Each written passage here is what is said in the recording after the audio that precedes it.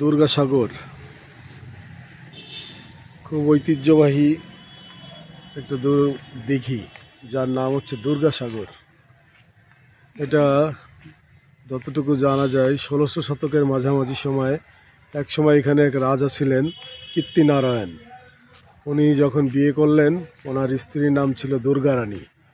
সেই দুর্গা রানীর অনুরোধে একটা পুকুর খনন করে রাজা, যার নাম হয়ে যায় কালে কালে ধীরে ধীরে দুর্গাসাগর। দিঘিটা আপনাদের দেখাই, অনেক সুন্দর দিঘি, অনেক বড় দিঘি। এখানে কিন্তু মাঝে মাঝে টিকিটে বড়শিও নিয়ে বসে লোকজন, বড়শি দিয়ে মাছ মারে।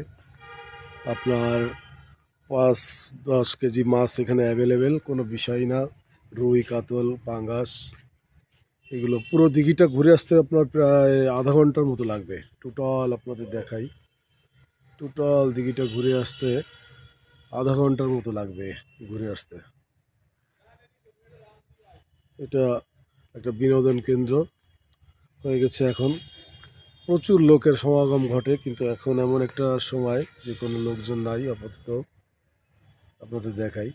তবে দিঘাটার একটা বিশেষ বৈশিষ্ট্য হচ্ছে মাঝখানে দেখেন, এই যে দেখা যাচ্ছে যে একটা জঙ্গলের মতো, এটা এখানে একটা মানে দ্বীপের মতো।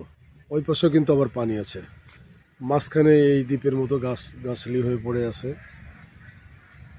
খুব সুন্দর একটা দিঘি, ঘুরে দেখতে পারেন।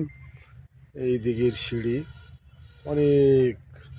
অনেকগুলো ধাপ সিঁড়িতে। তো আপনারা দিঘিটা দেখতে আসতে পারেন। খুবই সুন্দর, চমৎকার একটা ঘোরার মতো জায়গা। তো কেমন লাগলো দিঘিটা কমেন্টে জানাবেন। সবাই ভালো থাকবেন। আসসালামু আলাইকুম।